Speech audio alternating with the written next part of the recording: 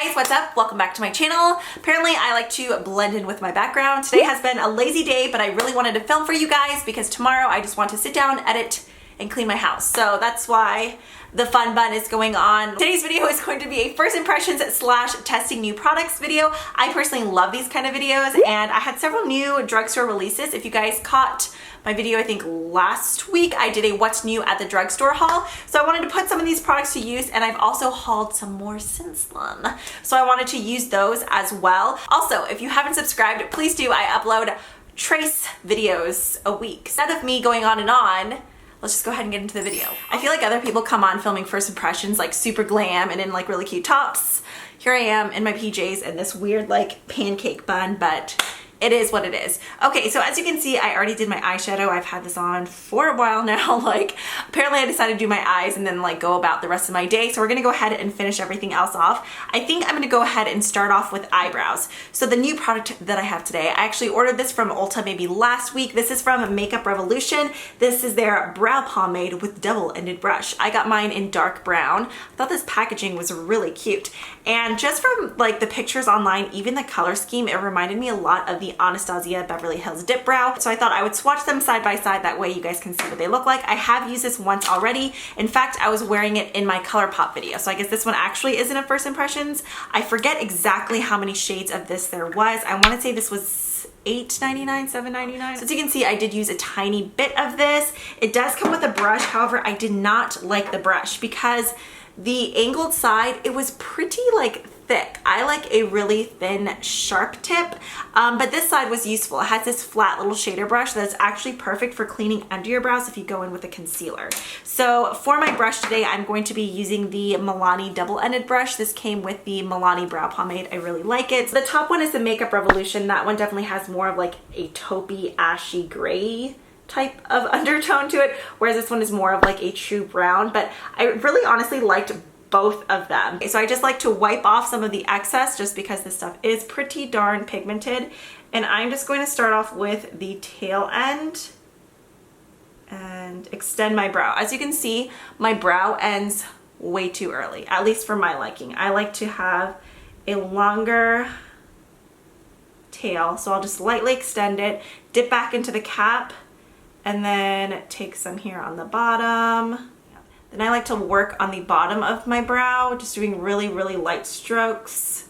You could definitely go in more pigmented at first if you want, but I like going in lighter and really kind of spooling everything out. And then up here, I'm just going to follow my hair stroke. So just kind of going down. I'm like really kind of interested in microblading. I hate doing my brows. Front, I'll kind of just turn the brush over, and whatever remaining product is on there, I just kind of flick it upward like this. So I'll start off really light, and then I'll decide, okay, if I want it to be a little bit darker. I do want them a bit darker, so I'm gonna go in with some more product and basically just build up to where I want them to be. Go ahead and give this brow one more little spoolie through. So there is the brow with the pomade, and then Zenith brow. So I grabbed the Neutrogena Hydra Boost Hydrating Tint. It has hyaluronic acid, moisturizes, and plumps skin for 24 hours. This is the L'Oreal Blend Artist Infallible Foundation Blender. I already got it wet. This thing blew up. So compared to a wet beauty blender, it looks like this. I mean, pretty similar, but this one looks chubbier and definitely cleaner and prettier, so I'm excited to use it. All right, so going in with the foundation, if you guys haven't seen this yet, this one is a true first impression because I haven't used it, but I did open it because I was curious. The applicator is exactly like the Clinique foundation concealer. I can't think of the exact name of that. Was it Fail? I can't think of the name. You guys know what I'm talking about. Okay, so I'm going to start off with my cheeks. I think this color is going to be okay. It's nice because it's yellow. I do have some faded self-tanner on my neck, so I can always just blend it into that. Get another Dunkaroony. Formula-wise, it feels thinner than the Clinique one. All right, so taking my new sponge, which I'm super excited about, I'm going to grab this mirror because it is much cleaner, and see how this applies with a sponge. The sponge is nice, but it does feel a bit more dense than the Beauty Blender. I wonder if I should try it with a brush. I don't know how I like this with a sponge. I'm getting like light to medium coverage. Right here, it's a little bit streaky looking. I wonder if a brush will be a better application. For my base, if you are curious, my primer, I just went in with the Makeup Forever Step 1 Hydrating Primer. I thought this would be a good option just because it's not like one of those silicone blurring type of primers. It basically just melts right into your skin, kind of like a thin serum type of moisturizer. So I didn't think it would really do anything funky with the foundation. Right here is just looking a bit funky. I feel like it's not like blending into my skin. Okay, we're going to grab a brush, I think, for this side and try that. This is a BH Cosmetics flat top kabuki, very similar to the Sigma F80. I don't think it's quite as dense as that one, but I think it'll still work. All right, so let's try this again. With the name Hydra Boost, I just thought it would be a little bit thinner. It's like it's blending into the skin, but in a weird way. It just seems like it's going on very patchy. What am I doing wrong? I swear this bottom portion of my face always like eats foundation. Look at all this right here. Doesn't that just look completely naked? What is happening? Okay, I'm going to try my hand. Don't worry your little heart, my fingers are clean.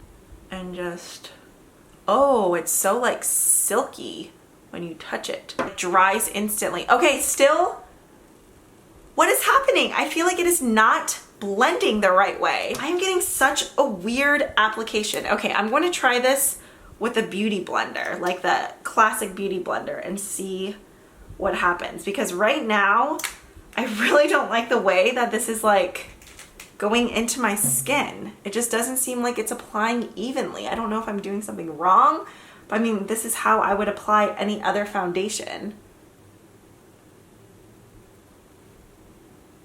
Huh. Like the color I feel like melts into my skin, but it's just not applying evenly. I will say though, I definitely feel like it's better with the beauty blender than that L'Oreal sponge. Like where it dried, it's pretty much set. So I mean, I guess that aspect is nice that you won't have to go in with powder, but still, it is like the blotchiest application I've ever seen with the foundation. I don't feel like the primer would be interfering with it at all because the primer has like set and dried forever ago. At this point, I'm just like piling layers on my face. Now, I can say that it feels really nice on the skin. Like it has this slight cooling, like wet sensation, but the way it applies,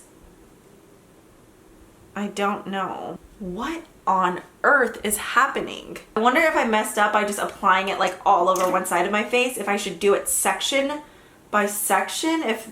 Okay, I think that's the key. This stuff dries down so fast. I think you have to work in small sections. Otherwise it dries down and you end up with like foundation that like oxidizes immediately in one section and then like a really pasty side on the other. Because now I feel like we're getting more of an even look. At this point, the way that this is oxidizing, it looks like I got like Kraft mac and cheese powder, added some water to it and rubbed it on my face. Like it is so blotchy. I can't deal with this. Like look between my eyebrows.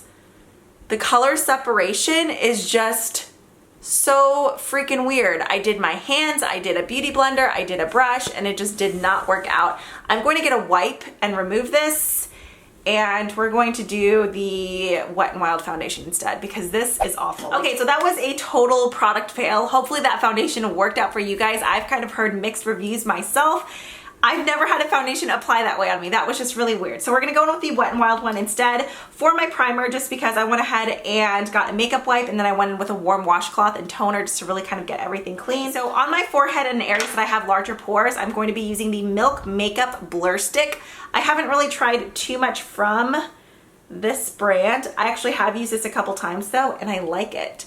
I think it's kind of pricey for what it is, but you also get a ton of product. Like I've used this multiple times now and I haven't even had to crank it up once. So I really just like to concentrate it where I have larger pores. So right here on the sides of my nose, in between my brows, my forehead, and then some on my chin. So for my foundation, I'm going to be going in with the Wet n Wild Photo Focus Foundation. I'm gonna go back in and give the L'Oreal sponge a chance and see, oh, this is so nice. I almost forgot how foundation normally applies.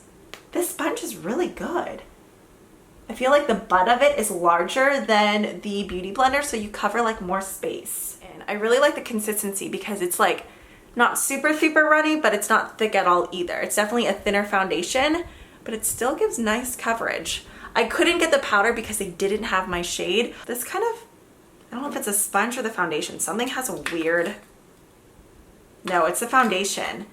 It kind of smells like paint, like straight up house paint. It's layering nicely. It's not like sticking to any dry patches. It's not getting cakey. It looks like it just has a really good natural finish. Okay, the next product I have here is from Physicians Formula. I haven't really heard anyone talk about this yet. This is the Full Coverage Concealer. I got mine in the shade Light. There was only 3 shades available on Ulta. I think this was $10.99. So inside you get a little sponge with it. The claims are full coverage, weightless, long wearing, hides imperfections, and budge resistant. Just comparing it to a micro beauty blender, here is the size comparison. Okay, so I'm back with the sponge. It didn't really inflate much. This kind of feels like your typical drugstore beauty blender dupe, minus this one because this actually did like inflate and get nice and fluffy. This still feels really dense. It just feels wet now. It doesn't really seem like it expanded much, so that's a bit weird. The consistency looks like it's going to be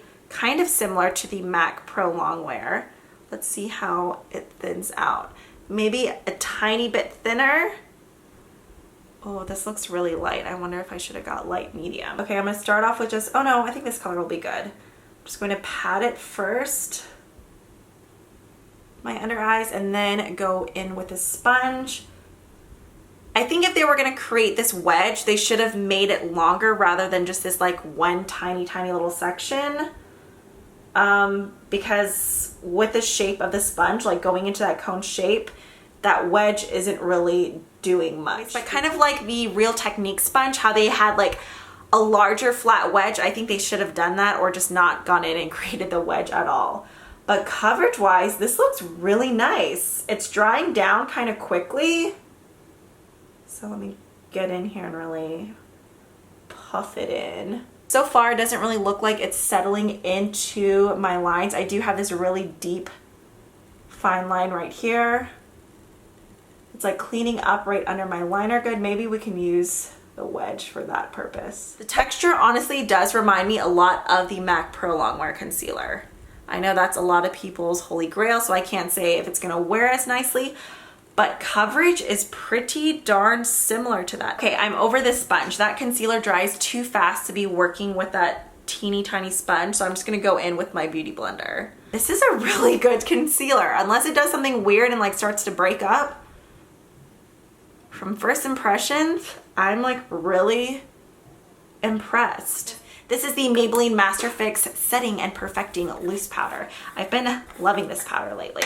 I'm just gonna go in with the L'Oreal sponge and dab some under there. Moving on to my bronzer, I grabbed the Wet n Wild Mega Cushion Contour. I showed you guys this in my drugstore haul. This one is in the shade Cafe Au Slay. They have a highlighter as well, and I think color correcting cushions too. But this was the only one that I could find. It does come with a sponge, but I like to apply cushion products with beauty blenders. I haven't used this on my face. I did swatch it on my hand, but that was it. So here is the color. This is probably going to be more of a product just to kind of warm up my complexion with, more so than like contouring. I mentioned I really like using like the whoa, that's more pigmented than I thought it was gonna be. Using the Becca Aqua Luminous foundation to like warm up my face. This is nice. This kind of actually reminds me a lot of that. Now I'm really curious about the highlighter. I wonder if it's as good. Okay, so we're still gonna go in with actual like powder contour just to deepen that up a bit, but just to bring, like I said, some color back to the face. For my highlighter, I'm going to mix the Maybelline Master Strobing Liquid, number 100 and 300, so a pink and a gold. And then I'm just going to go in with my Beauty Blender and pop that right onto the tops of my cheeks, a little bit on my nose, I always like to add a tiny bit on my forehead just because I feel like sometimes my skin can look dry there, and if I go in with something liquid and glowy, it doesn't look as like flat and onto my cheeks. I want to add a bit more highlighter, so I want to try this out. This is from e.l.f. It's the Baked Highlighter in Blush Gems. I've never tried this before, so we'll see how this guy goes. I'm just going to lightly dust some of this, ooh, right on top. My nose. Actually, I don't know how much pigment is really coming off of that. It's very, very dry. I don't know if that was just the liquid illuminator hitting the light and how much this is actually adding. So I'm going to go in with the Maybelline Expert Wear eyeshadow. This one is in the Glow Down. I saw Melissa Alador, is that how you say it? She used this as a highlighter and it looked really, really pretty. So I thought I would, oh, whoa, that's more intense. Wow. That's pretty, but it's more intense than what I expected to be. This actually makes a great highlighter, and this eyeshadow is only $3.99. Okay, I just popped on some lashes really quick. Now for my lips, I'm going to apply this Koki lip liner in the shade 541 Mauve Nude. I've been really liking these lip liners. In fact, I'm just going to line and fill my lips.